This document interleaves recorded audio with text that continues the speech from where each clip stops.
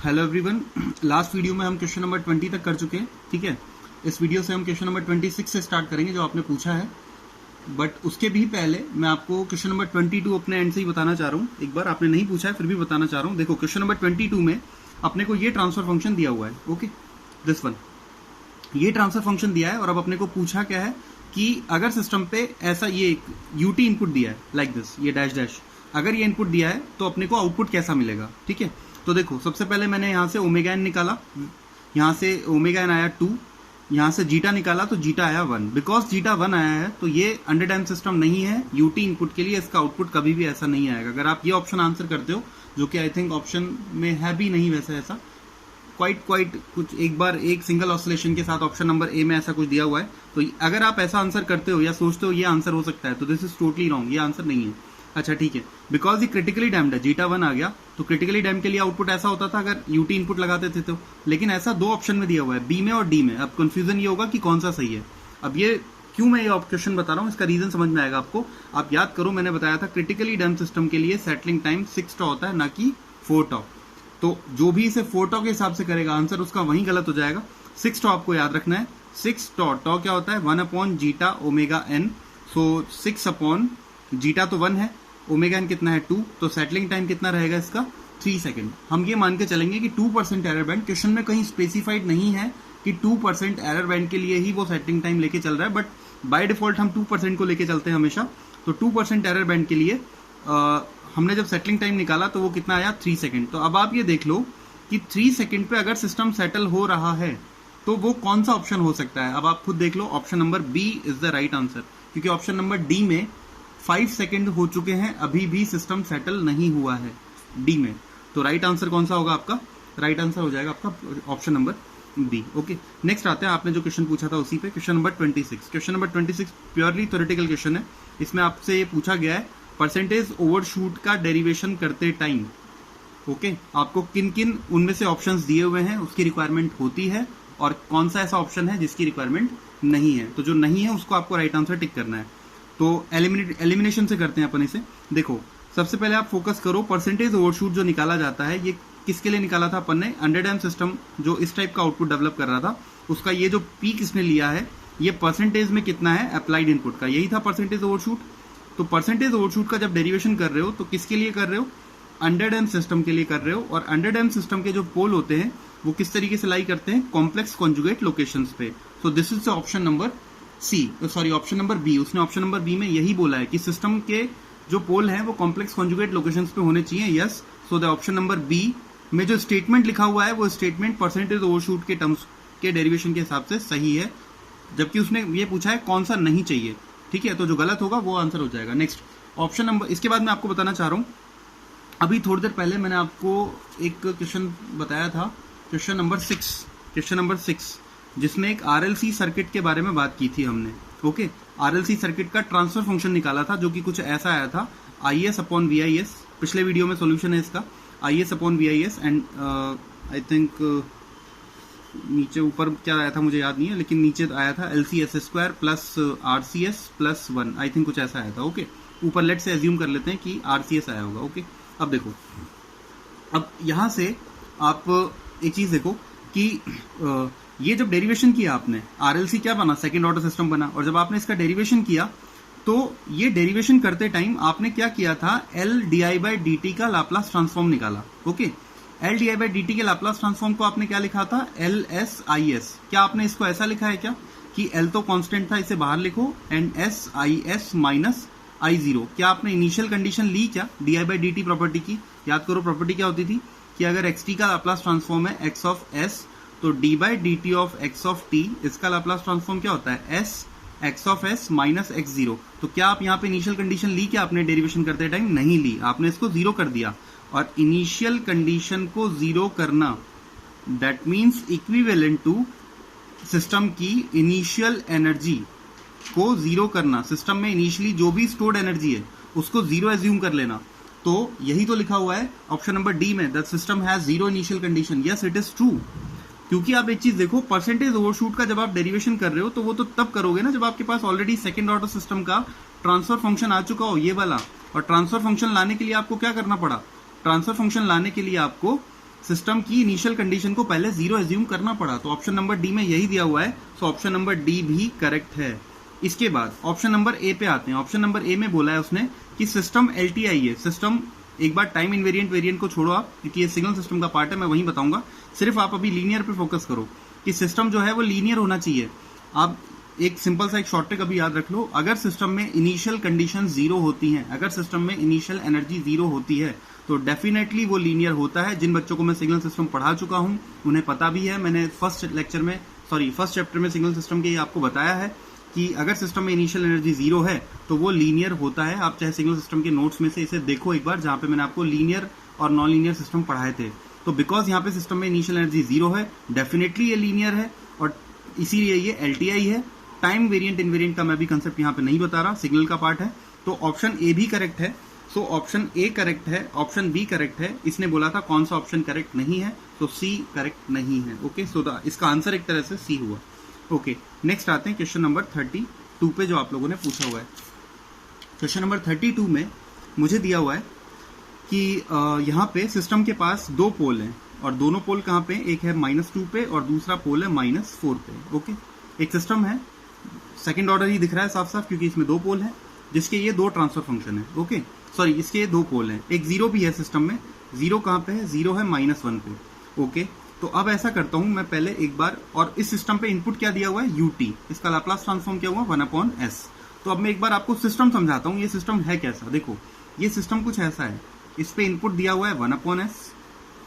इस सिस्टम में एक 0 है, कहां पे है, s+1, क्योंकि -1 पे ना, तो कहां शो करोगे, +1।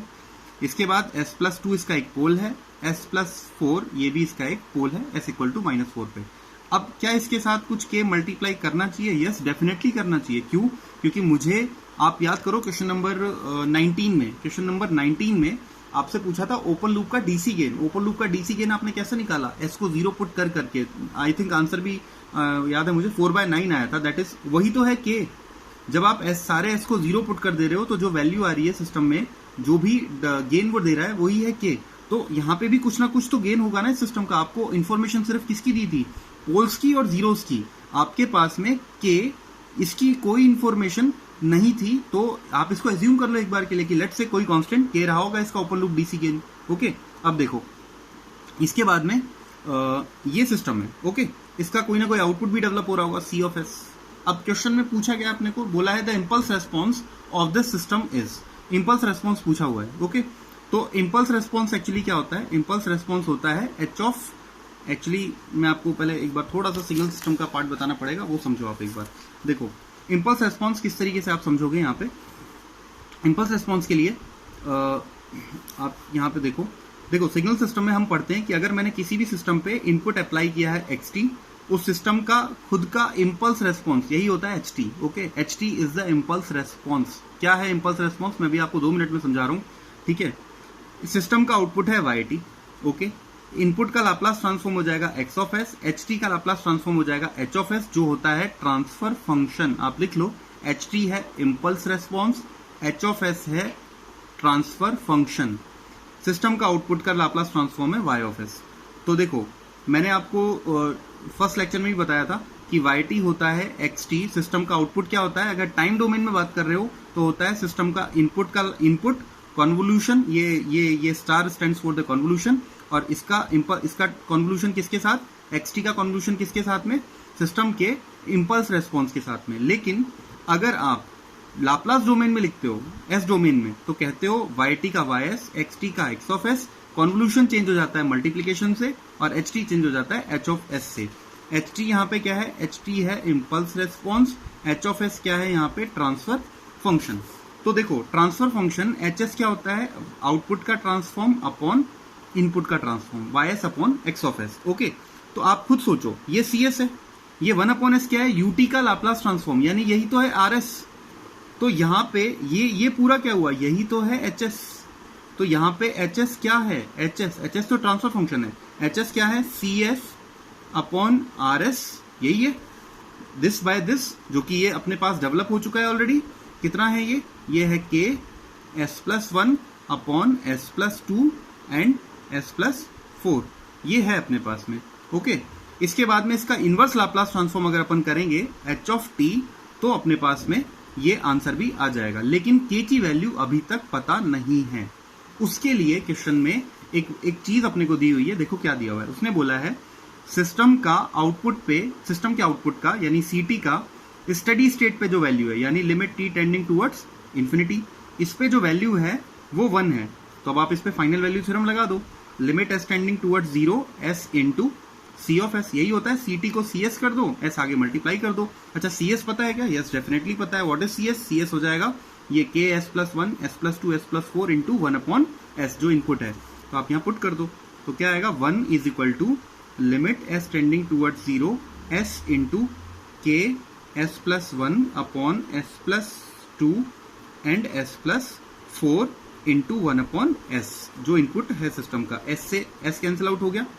इसके बाद ये एस आप 0 पुट कर दो, इस टर्म में 0, इस टर्म में 0 और इस टर्म में 0। आपके पास आएगा, सॉल्व करो इसे, आपके पास आएगा 1 इज इक्वल टू, इधर आ गया k और इधर आ गया 2 इंटू 4, तो दैट इज 8। यहां से क्या पता लगा? That k is equal to 8। मेरे पास सिस्टम का जो डीसी गेन है वो पता लग गया मुझे। बस अब आप इसे यहाँ पुट कर दो, k की वैल्यू 8 है यहाँ पे, मैं इसे इसी k को मैं यहाँ पे 8 बना दे रहा हूँ। ओके, ये k यहाँ पे क्या हो गया? 8 हो गया। बस ये है। अब आप इसका क्या करो, आपको इसके लिए ht चाहिए ना, तो पहले आप इसका पार्शियल फ्रैक्शन कर दो। इनवर्स लाप्लास ट्रांसफॉर्म है ये। सिग्नल सिस्टम जिसने अभी तक नहीं पढ़ा है, प्लीज आप थर्ड सेम मैथ से भी निकाल के, सभी आप लोग थर्ड सेम में मैथ्स में भी लाप्लास ट्रांसफॉर्म पढ़े हुए हो, थर्ड ईयर स्टूडेंट स्पेशली या फाइनल ईयर स्टूडेंट जिन्होंने अभी तक मैंने सिग्नल नहीं पढ़ाया है, लाप्लास ट्रांसफॉर्म का इन्वर्स करना या पार्शियल फ्रैक्शन करना ये आपको आता है। ठीक है, तो एक बार मैं नहीं भी आता है तो एक बार प्लीज आप उस पार्ट को रिवाइज करो। और उसके बाद यहाँ पे देखो आप कि यहाँ से एच ऑफ एस क्या हो जाएगा। देखो एच ऑफ एस की बात करते हैं, एच ऑफ एस हो जाएगा इसका पार्शियल करो। तो पार्शियल कैसे करते हैं? S plus 2 plus S plus 4। मैं एक सेकेंड,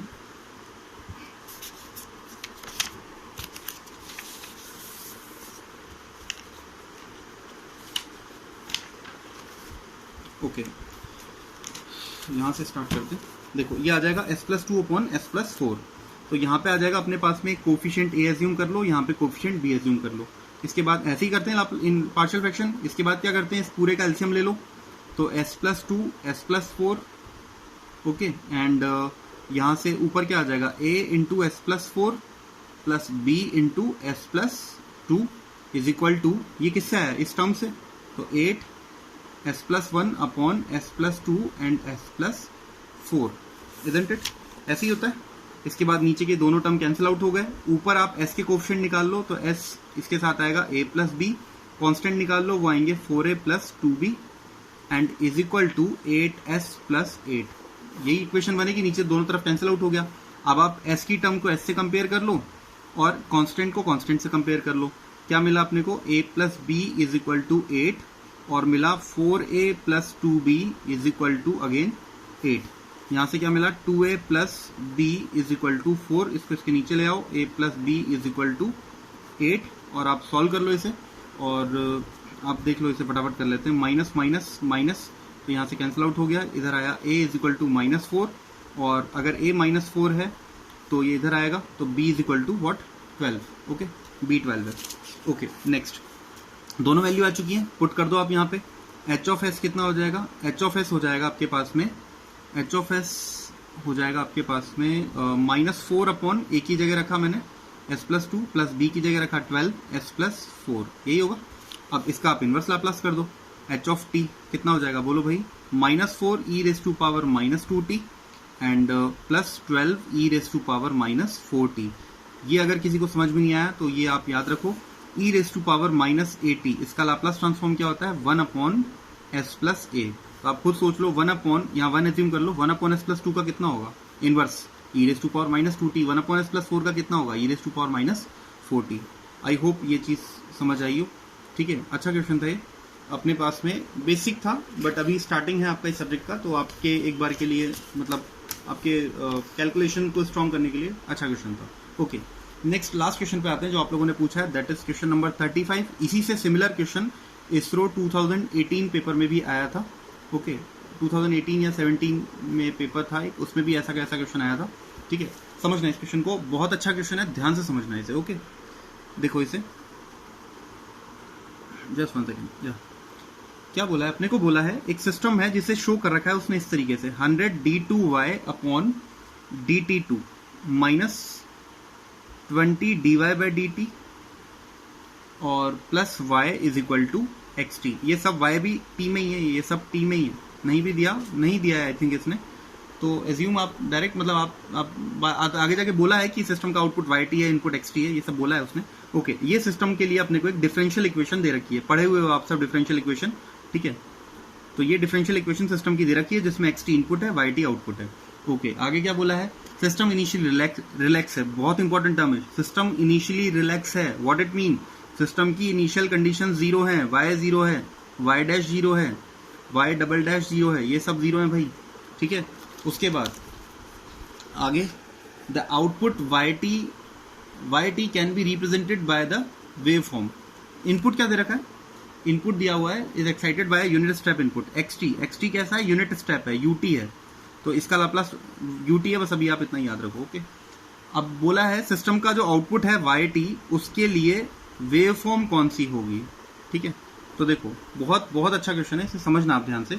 देखो यहाँ से आपको जो मैंने पॉजिटिव और नेगेटिव डैम्पिंग पढ़ाई थी वो भी थोड़ा बहुत आपको क्लियर होगा। देखो समझो इसे, देखो आप जो इक्वेशन दी हुई है ना, इसका पहले लाप्लास ट्रांसफॉर्म करो। उसके पहले ये जो चीजें मैंने बोली इनका क्या मतलब है मैं एक बार फिर बता देता हूँ। देखो अगर मेरे पास yt का लाप्लास ट्रांसफॉर्म होता है y ऑफ s, ओके, तो dy/dt का लाप्लास ट्रांसफॉर्म होगा क्या, s into Y of s minus y0। तो फिर d2y/dt2 का लाप्लास ट्रांसफॉर्म क्या होगा, वो हो जाएगा s की power 2 y of s minus s y0 minus y dash 0, इस टाइप का। ओके, अब देखो उसने खुद ने बोल दिया सिस्टम की इनिशियल कंडीशन 0 है, तो ये y0 0 है, ये भी 0 है, ये भी 0 है, ये सब 0 है। तो अब इसका मतलब अपने को इस yt का लाप्लास ट्रांसफॉर्म हुआ ये, इसका हुआ ये और इसका हुआ ये। ओके, अब आप इस पूरी इक्वेशन का दोनों तरफ क्या कर दो, लाप्लास ट्रांसफॉर्म फाइंड आउट कर लो। तो देखो कितना हो जाएगा, 100 इंटू इसका s square y of s, इसका हो जाएगा this one 20 s into Y of s, इसके लिए क्या हो जाएगा plus y of s is equal to xt तो क्या है, xt तो ut है, तो ut का लाप्लास ट्रांसफॉर्म क्या हुआ 1/s। ओके, जस्ट 1 सेकेंड या। अब इसके बाद देखो आगे आप अब यहाँ पे ys निकाल लो, तो ys कितना हो जाएगा भाई 1/s, एक तो ये टर्म, इसके बाद इस पूरे को देखो ये कितना आएगा यहाँ से 100s स्क्वायर और माइनस 20s और प्लस 1, यही आएगा ys। मैं आपको यहाँ पे एक चीज बताता हूँ, आप ऐसा करो इनपुट का लाप्लास ट्रांसफॉर्म मत निकालो, ठीक है। आप एक बार ये सोच लो कि इधर xt था ना, तो xt का लाप्लास ट्रांसफॉर्म क्या होता है x ऑफ s, आप ये मान लो एक बार के लिए, 1/s मत लिखो, तो यहाँ भी नहीं आएगा। और उस x ऑफ s को ys के नीचे सेंड आउट कर दो, तो इधर आ जाएगा x ऑफ s। ओके, तो ये क्या आया, ये आया सिस्टम का ट्रांसफर फंक्शन, इजंट इट, आ गया ट्रांसफर फंक्शन। अब आप एक बार इस पे ध्यान से फोकस करो, आप एक बार इस 100 को यहाँ से हटा लो पहले, तो ऊपर आ जाएगा 1/100, यहाँ पे क्या आ जाएगा s स्क्वायर माइनस 20/100, तो 1/5 of s plus 1/100, isn't it. अब आप यहाँ पे ध्यान से देखना एक बार इसको, क्योंकि ये सेकंड ऑर्डर है, ये तो क्लियरली पता लग रहा है ये सेकंड ऑर्डर है, तो इसको आप कंपेयर कर लो, omega n square s square plus 2 zeta omega n s plus omega n square, इससे आप कंपेयर करो। कंपेयर करते ही आपको क्या पता लगेगा, ओमेगा एन कितना है, ओमेगा एन है 1/10, कंपेयर करो इसे। इसके बाद 2 जीटा ओमेगा एन, इसकी वैल्यू कितनी है, देखो माइनस 1/5 है। ओके, पहली बार वैल्यू माइनस आई है, नेगेटिव आ गई, ओमेगा एन पुट कर दो 1/10, 10 उधर जाएगा तो -2 एंड 2 नीचे जाएगा, तो zeta is equal to -1। I hope ये चीज समझ आई हो, जीटा -1 है। अब आप याद करो जीटा अगर -1 होता था, तो अब आप ये क्यों क्वेश्चन ये इंपॉर्टेंट है, अब आपको समझ में आएगा। देखो आप याद करो जो अपन ने ये पोल 0 पैटर्न का डायग्राम बनाया था, हमने कहा था जब जीटा की वैल्यू 0 होती है तो पोल यहाँ पे लाई करते हैं। ओके, इसको अनडैम्प्ड सिस्टम कहा था। जब जीटा की वैल्यू 0 से 1 के बीच में होती है तो पोल यहाँ लाई करते हैं। जब जीटा की वैल्यू इक्वल टू 1 होती है तो पोल यहाँ लाई करते हैं, और जब जीटा की वैल्यू ग्रेटर देन 1 होती है तो पोल यहाँ लाई करते हैं। ये इसको, और इस पूरे पार्ट को हमने क्या बोला था, पॉजिटिव डैम्पिंग, याद है।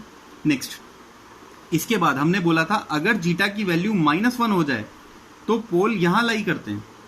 अब और एक और चीज मैंने बोली थी, इधर जब भी पोल आएंगे ये हमेशा किसका कंसेप्ट रहेगा, नेगेटिव डैम्पिंग का, नेगेटिव डैम्पिंग। तो देखो अब आप आज के बाद आप याद रखो, पॉजिटिव डैम्पिंग हमेशा सिस्टम को स्टेबल बनाती है।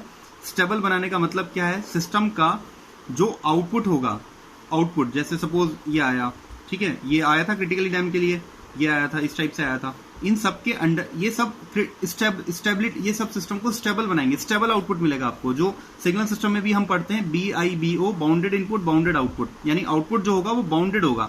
ऐसा नहीं होगा कि लाइक एक्सपोनेंशियली इंक्रीज कर रहा हो, और जबकि पॉजिटिव डैम्पिंग क्या करती है, सिस्टम को स्टेबल बनाती है, बट नेगेटिव डैम्पिंग क्या करती है, सिस्टम को अनस्टेबल बनाती है। सिस्टम में बाउंडेड इनपुट देने पे भी बाउंडेड आउटपुट नहीं मिलता, मतलब आउटपुट जो होता है वो एक्सपोनेंशियली इंक्रीजिंग टाइप का होता है। अब हमेशा एक्सपोनेंशियली इंक्रीजिंग टाइप का नहीं होगा, कैसे होगा आप समझना वैसे ये थ्योरी है एक तरह से, क्वेश्चन आप मैं बहुत ध्यान से समझा रहा हूँ, समझना इसे। जब सिस्टम में अनडैम्प्ड होगा तो क्लियर है, अगर मान लो मैंने AUT लगाया तो आउटपुट कैसा था, लाइक दिस, ठीक है। अगर सिस्टम अंडरडैम्प्ड है तो आउटपुट कैसा था, आउटपुट था ऐसा, ठीक है। अगर क्रिटिकली डैम्प्ड है तो आउटपुट था ऐसा, और अगर ओवर डैम्प्ड है तो आउटपुट था कुछ थोड़ा लेट रेस्पॉन्स के साथ ऐसा। अब इसका उल्टा करते हैं, देखो अगर अनडैम्प्ड है तब तो कोई दिक्कत ही नहीं है। अगर सिस्टम अंडरडैम्प्ड है लेकिन जीटा की वैल्यू इस बार क्या है, नेगेटिव डैम्पिंग साइड है, अंडरडैम्प्ड है लेकिन नेगेटिव डैम्पिंग साइड है, इधर है, तो देखो सिस्टम अनस्टेबल है ना, तो AUT लगाने पे अब सिस्टम अब सिस्टम का जो आउटपुट है उसका जो एरिया अंडर द कर्व होगा वो फाइनाइट नहीं होगा, वो बढ़ता ही चला जाएगा। तो देखो आउटपुट ऐसे नहीं चलेगा, आउटपुट चलेगा ऐसे ऐसे, ये इंक्रीज होता रहेगा एक्सपोनेंट, ये लाइक दिस। तो एरिया अंडर द कर्व, ये मतलब समझ रहे हो, ऑसिलेशंस आएंगे, हम पढ़ते हैं ना एनालॉग में कि ऑसिलेटर में क्या होता है, ऑसिलेशंस करता है वो, तो यहाँ पे ऑसिलेशंस जनरेट हो जाएंगे। नेक्स्ट यहाँ पे क्रिटिकली डैम्प के लिए हमने क्या कहा था कि ये बहुत फास्टली अपने आउटपुट को रीच करेगा, तो इसका उल्टा, अब तो सिस्टम में एरिया अंडर द कर्व क्या होना चाहिए, बाउंडेड नहीं होना चाहिए, तो देखो फाइनाइट नहीं होना चाहिए, तो देखो सडनली अपने आउटपुट को रीच करेगा लाइक दिस, और लेकिन इंक्रीज करता हुआ, तो ऐसा कर्व आएगा। इसके बाद अगर मान लो एक पोल यहाँ हो एक पोल यहाँ हो, तो ये कैसा बन गया, ये बन गया ओवर डैम्प। अगर ओवर डैम्प पॉजिटिव डैम्पिंग के लिए होता है तो लाइक दिस, तो अगर ओवर डैम्प पॉजिटिव डैम्पिंग के लिए होगा तो क्या होगा, ये क्रिटिकली डैम्प से थोड़ा स्लो होता है, तो यहाँ पे भी क्रिटिकली डैम्प अगर नेगेटिव डैम्पिंग में था तो ऐसे था क्रिटिकली डैम्प, अब ओवर डैम्प्ड होगा तो कैसा होगा, नेगेटिव डैम्पिंग में थोड़ा लेट, तो लाइक दिस। अब आप खुद सोच लो आंसर कौन सा होगा। अब हमें जीटा की वैल्यू कितनी मिली है, -1 मिली है, यानी ये नेगेटिव डैम्पिंग का केस है, तो नेगेटिव डैम्पिंग है, और बिकॉज जीटा की वैल्यू -1 है, जीटा की वैल्यू +1 नहीं है, -1 है, तो आउटपुट कैसा आएगा -1 के लिए, ये अगर इनपुट है तो output will be like this. तो option A is the answer. देखो अब इस क्वेश्चन के लिए अगर मैं आपको बताऊं, आपको क्लियरली समझाऊं, तो अपने को मतलब पेन उठाने की भी जरूरत नहीं थी। आप ऑप्शंस को देखो, कौन सा आउटपुट इनफाइनाइट को अचीव करता हुआ दिख रहा है, कौन से आउटपुट को देख के, कौन से वेवफॉर्म को देख के आपको ऐसा फील हो रहा है कि आउटपुट बाउंडेड नहीं है, सिर्फ ऑप्शन A। और जैसे ही आप सिस्टम में 100 dt/2 इसकी जो डिफरेंशियल इक्वेशन है उसे देखोगे, आपको वहीं पे देखते ही फील हो जाएगा 20 के आगे माइनस का साइन है, और यही आगे जाके आपको जीटा देने वाला है। तो बिकॉज यहाँ पे माइनस का साइन है, तो यहाँ पे आपको जीटा नेगेटिव मिलेगा, मतलब सिस्टम कैसा है, अनस्टेबिलिटी की तरफ मूव कर रहा है, मतलब आउटपुट का जो कर्व है उसके अंडर में जो एरिया है वो फाइनाइट नहीं होगा। ऐसा सिर्फ ऑप्शन A में ही हो रहा है, वही आंसर होगा। ओके, यही जो आपके डाउट थे पूरे दिन में आए थे, आप लोग डाउट अपलोड करते रहो। Okay, good bye.